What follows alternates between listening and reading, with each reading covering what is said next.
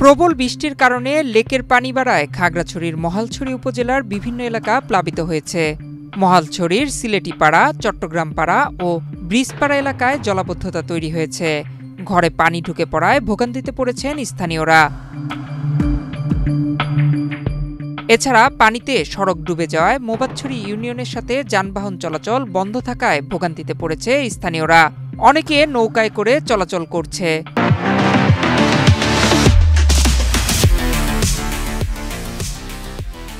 বেশি ভোগান্তিতে পড়েছে এইচএসসি পরীক্ষার্থীরা।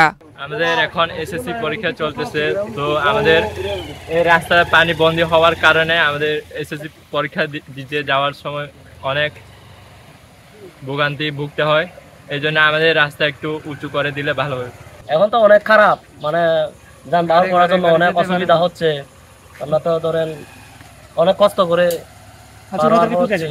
আবার নৌকা না থাকলে তো আবার যাওয়াও যায় না। এরকম পরে মানুষের ঘর বাড়ি ডুবছে, মানে আমারও ঘর বাড়ি পরে ডুবার অবস্থা। এখন আমরা কোনো সাহায্য কিছু পাইতেছি না। পানি আরো অতিরিক্ত বেশি, মানুষ চলাফেরা করতে পারতেছে না। পানিবন্দী 200 পরিবারকে উপজেলা প্রশাসনের পক্ষ থেকে খাদ্য সহায়তা দেওয়া হয়েছে এবং প্রয়োজনীয় ব্যবস্থা নেওয়া হচ্ছে। আসলে হঠাৎ করে অতিবৃষ্টির কারণে প্রতি বছর নেই এভাবে পানি বৃদ্ধি পেয়েছে। এটা আমার মহালছড়ির দুটো ইউনিয়ন, বিশেষত মহালছড়ি সদর এবং মোবাছড়ি ইউনিয়নের প্রায় 200 পরিবার বলা চলে যে পানিবন্দী হয়ে আছে।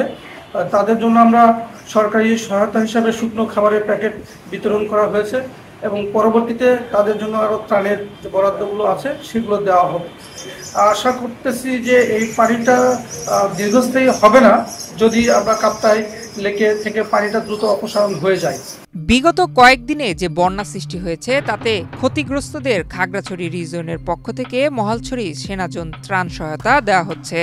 বিগত কয়েকদিনের ভারী বর্ষণ এবং পাহাড়ি ঢলের কারণে মহালছড়ি জোনের আওতাধীন মহালছড়ি এলাকাতে যে বন্যা দুর্গত পরিস্থিতি সৃষ্টি হয়েছে, বর্তমানে মহালছড়ি জোন এবং খাগড়াছড়ি রিজিয়নের পক্ষ থেকে বন্যা দুর্গত এলাকা এবং দুর্ভোগ কমানোর জন্য আমাদের বাংলাদেশ সেনাবাহিনীর পক্ষ থেকে সামগ্রিক চেষ্টা করা হচ্ছে যাতে তাদের এই কষ্ট এবং দুর্দশা লাঘব হয় আমাদের ত্রাণের মাধ্যমে।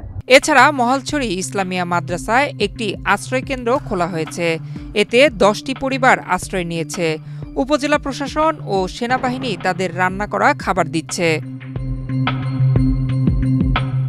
নয়ন বিশ্বাস, বাংলাদেশ প্রতিদিন।